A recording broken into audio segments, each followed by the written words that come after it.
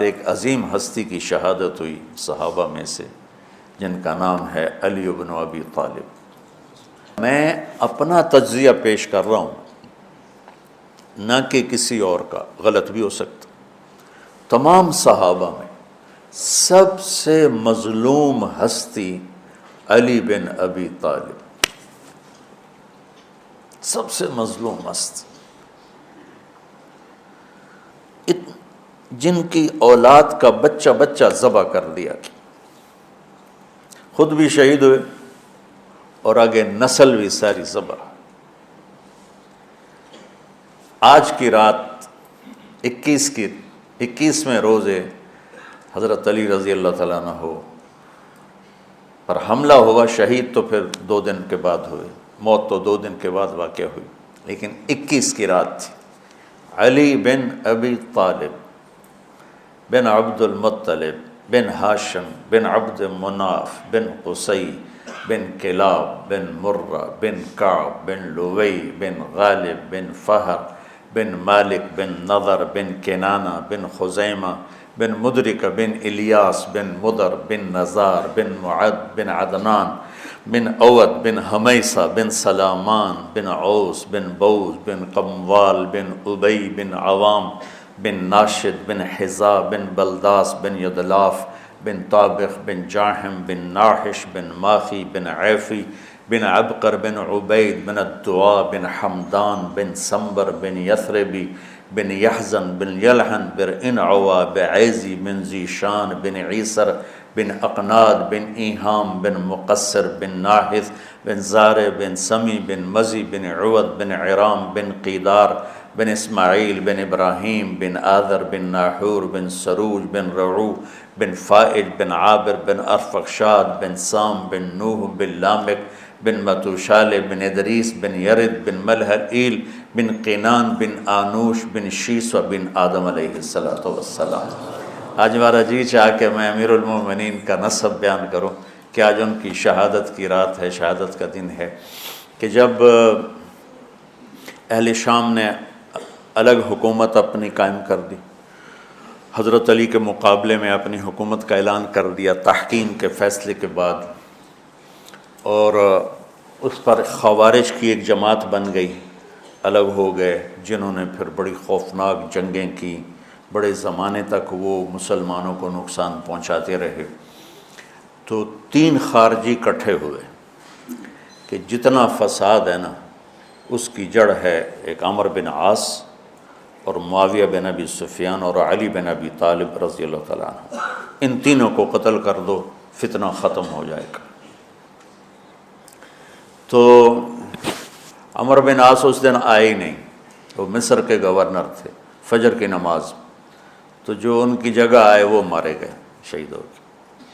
معاویہ رضی اللہ تعالیٰ عنہ پر اس نے وار کیا، لیکن وہ سر سے پھسل کے کمر پہ جا کے لگا اور کمر چھل گئی، لیکن اللہ نے زندگی بچا لی۔ تو عبد الرحمن بن ملجم جس نے حضرت علی کو شہید کیا، یہ آیا ہوا تھا کوفے میں، تو لوگوں نے کہا امیر المومنین یہ اس کے ارادے اچھے نہیں نظر آتے، تو اس کو ہم پکڑ نہ لیں۔ فرمان لگے تو مجھے پھر اللہ کی ملاقات کیسے ملے گی؟ میں تو تم میں نہیں رہنا چاہتا، میں تو اللہ سے ملنا چاہتا ہوں۔ حضرت علی کے ساتھیوں نے بڑی بے وفائی کی، بڑی بے وفائی کی، اس لیے میں کہہ رہا ہوں مظلوم ترین ہستی۔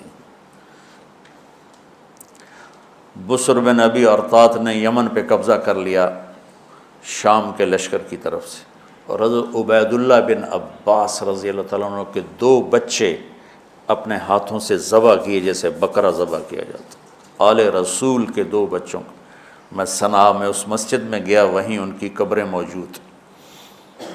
تو حضرت علی بے قرار ہو کے نکلے کہ چلو اہل شام کے خلاف جہاد کریں، اور باہر شہر سے باہر جا کے خیمہ لگایا رات کو۔ صبح دیکھا تو ایک آدمی بھی نہیں آیا ہوا تھا، اکیلے تھے۔ تو پھر بڑے دکھی دل کے ساتھ واپس آئے اور اپنی داڑھی کو پکڑ کر کہنے لگے تو کب رنگین ہوگی؟ ایک دفعہ بیمار تھے تو کہنے لگے یا رسول اللہ مجھے لگتا ہے میری موت کا وقت آ گیا۔ میں نے کہا نہیں، تیری موت آئے گی جب اس خون سے یہ رنگین ہوگی، جب تیرے سر کے خون سے تیری داڑھی رنگین ہوگی، اس وقت تیری موت آئے گی۔ تو اس جملے کو یاد کر کے کہتے تو کب رنگین ہوگی، تو کب رنگین ہوگی۔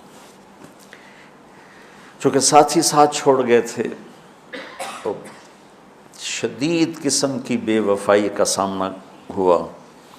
پھر آگے نسل ذبح۔ آپ نے حضرت حسین کا کربلا تو پڑھا ہوا، لیکن میں نے جو گلدستہ اہل بیت کے بعد میں نے جب پڑھا تو جو اس کمبخت ابو جعفر منصور نے آل حسن پہ ظلم توڑے، اللہ میری ہچکی لگ گئی روتے روتے۔ ان کی ساری اولاد کو آخر میں پہلی دردناک سزائیں دی، دردناک سزائیں دی، اور پھر ان سب کو ایک کمرے میں بند کر کے چاروں طرف سے کمرہ ٹائٹ کر دیا، ہوا بند کر دی، گھٹ کے سارے شہید ہو گئے، اس کے تڑپ تڑپ کے سب اس میں شہید ہو گئے۔ اس لیے میں کہہ رہا ہوں سب سے مظلوم ہستی ہیں علی بن ابی طالب۔ تو فرمانے لگے اس کو پکڑو گے تو میں شہید کیسے ہوں گا۔ پھر ایک دن دیکھا کہ لوگ گھر کے باہر پہرا دے رہے تھے۔ آپ نے کہا کیا کر رہے ہو؟ کہا جی وہ آپ کا خطرہ ہے، پہرا دے رہے ہیں۔ کہنے لگے کس سے دے رہے ہو؟ زمین والوں سے، آسمان والوں سے؟ وہ کہنے لگے جی آسمان والوں سے کون دے سکتا، زمین والوں سے پہرا دینے کا۔ بیٹا جا کے سو جاؤ، آسمان والا فیصلہ کرتا ہے تو زمینی پہرے کام نہیں آتے، جاؤ، اور فیصلے آسمان سے اترتے ہیں، زمین پہ نہیں اترتے۔ تو 21 رمضان کو فجر کی نماز میں اس نے آ کے جو وار وہ سیدھا سر پہ لگا تو سر پھٹ گیا، تلوار دماغ میں چلی گئی، شور مچ گیا، پکڑا گیا۔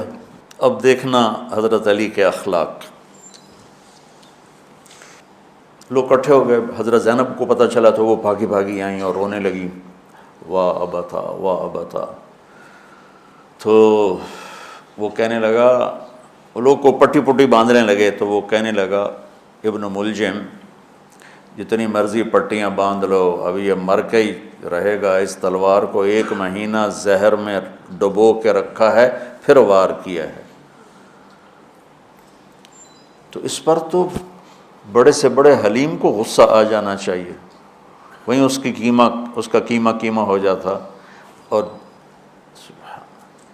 حضرت علی کیا کہہ رہے ہیں؟ بھائی اس کے لیے نرم بستر بچھاؤ، اس کو گرم گرم کھانا کھلاؤ، اسے ٹھنڈا ٹھنڈا پانی پلاؤ۔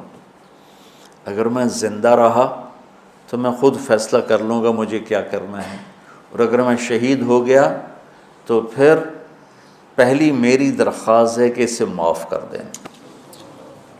یہ بتانا چاہتا تھا، اسے معاف کر دیں، اور اگر اسے میرے بدلے میں قتل کرنا چاہو تو پھر اس کو تکلیف نہ دینا، بس ایک ہی وار سے اس کی گردن اڑا دینا، اسے تکلیف نہ دینا۔ اللہ اکبر۔ آپ پڑھیں گے نا صحابہ کی سیرت تو سب سے زیادہ فضائل حضرت علی کے، سب سے زیادہ مقام اور مرتبہ تو ویسی جیسے خلفائے راشدین۔ سارے صحابہ اللہ کے ہاں مغفور محبوب، ان میں سے 10 مقرب ترین ابو بکر، عمر، عثمان، علی، طلحہ، زبیر، سعد، سعید، ابو عبیدہ بن جراح اور عبد الرحمن بن عوف۔ پھر ان 10 میں سے 4 محبوب ترین جو خلفاء بنے، پھر جیسے ان کی خلافت کی درجہ بندی ہوئی ایسے ان کے مقام اور مرتبے کی درجہ بندی ہوئی، لیکن فضائل سب سے زیادہ حضرت علی کے ملتے ہیں۔ اور یہ ایک فضیلت جو حضرت علی کو اللہ کے نبی نے سنائی، ہاتھ پکڑ کر یوں اپنے سینے کے قریب لگا کے فرمایا، اترضی ان یکون منزلک مقابل منزلی فی الجنہ، علی تو راضی ہے جنت میں تیرا گھر میرے گھر کے سامنے ہوگا۔ تو حضرت علی رونے لگے کہ نہیں میں راضی، میں راضی۔ تو آج کی رات اس ہستی کی شہادت ہے، فجر کی نماز میں ان کا انتقال ہوا، جن کو میرے نبی نے ابو تراب کا لقب دیا کہ تو میرے لیے ایسے جیسے موسیٰ کے لیے ہارون ہے، تیرا گھر جنت میں میرے گھر کے سامنے ہوگا۔ پھر آپ نے اپنی بیٹی فاطمہ سے کہا فاطمہ تو میں یہ دونوں حسن حسین اور یہ جو سویا ہوا ہے، حضرت علی جاگے نہیں، وہ سوئے ہوئے تھے، یہ جو سویا ہوا ہے ہم پانچوں آخرت میں ایک ہی جگہ پر ہوں گے، اکٹھے ہوں گے۔ تو یہ بڑے درجے کے صحابہ میں، اور اللہ کی قدرت ہے کہ اللہ نے کسی خالص ہاشمی کو حکومت نہیں دی، کامیاب نہیں ہونے دی۔ بنو عباس بھی اہل بیت ہیں لیکن ذرا دور سے، ان کے 35 حکمران آئے، 35 میں سوائے ایک کے سب کی مائیں ہاشمی نہیں تھی۔ پہلے ہاشمی خلیفہ بنے حضرت علی، والد کی طرف سے بھی والدہ کی طرف سے، اور وہ کہتے تھے تو کب رنگین ہوگی، اور موت مانگتے مانگتے یہاں تک کہ شہید ہو کے چلے گئے اور دکھوں بھری زندگی گزار۔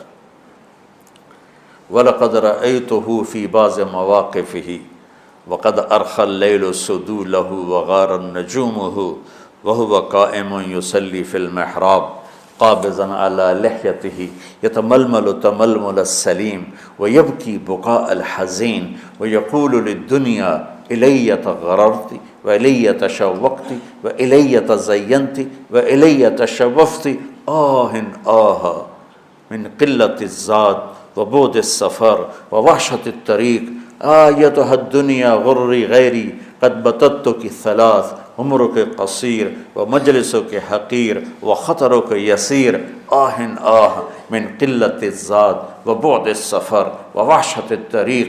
یہ درد بھری فریاد ان کی روز ہوتی تھی رات کو، ایسے تڑپتے تھے جیسے سانپ کا ڈسا تڑپتا ہے، اور ایسے روتے تھے جیسے دکھوں کا مارا روتا ہے۔ شہید ہو گئے۔ حضرت حسن کو حکومت ملی، ہاشمی کے بیٹے، ہاشمیہ کے بیٹے 6 مہینے بعد چھوڑ کے دستبردار ہو گئے۔ پھر بنو عباس کے 35 خلفاء میں امین کو حکومت ملی۔ امین کی ماں بھی ہاشمی تھی، باپ بھی ہاشمی، ہارون باپ اور زبیدہ ماں۔ زبیدہ ہاشمیہ تھی اور ہارون ہاشمی تھا۔ مامون اس کا بھائی باندی کا بیٹا تھا، امین زبیدہ کا بیٹا تھا، اور ہارون نے زبیدہ کے پریشر میں وصیت نامہ امین کے لیے لکھوایا، اور بعد میں مامون، کہ پہلے خلیفہ امین ہوگا، امین کے بعد مامون ہوگا۔ امین کو 2 سال کے بعد مامون نے قتل کروا دیا اور حکومت پہ قبضہ کر لی۔ کسی خالص ہاشمی کی حکومت نہیں چلی، اور امام حسن نے حضرت امام حسین کو بلا کے فرمایا کہ میرے بھائی ایک وصیت کرتا ہوں جب انتقال کا وقت، کہ میں نے دیکھ لیا ہے اللہ نے ہمیں نبوت دی ہے، ہمیں حکومت نہیں دے گا۔ حضرت حسن کو اللہ نے اللہ کے نبی والی فراست دی تھی۔ امام حسن اس فراست کے مالک تھے جو اللہ کے نبی کو اللہ نے دی تھی، وہاں سے حصہ ملا تھا فراست کا۔ عجب عجب باتیں فرمائیں۔ جب حضرت علی نے مدینہ چھوڑنے کا ارادہ کیا، ابا جان مدینہ نہ چھوڑو، مدینہ نہ چھوڑو، آپ اکیلے ہو جاؤ گے، آپ تنہا ہو جاؤ گے، مدینہ نہ چھوڑو۔ تو امین کو مامون نے قتل کروا دیا، اور پھر اس نے خود 20 سال حکومت کی۔ تو اللہ تعالیٰ نے اہل بیت کو حکومت سے گندہ ہی نہیں ہونے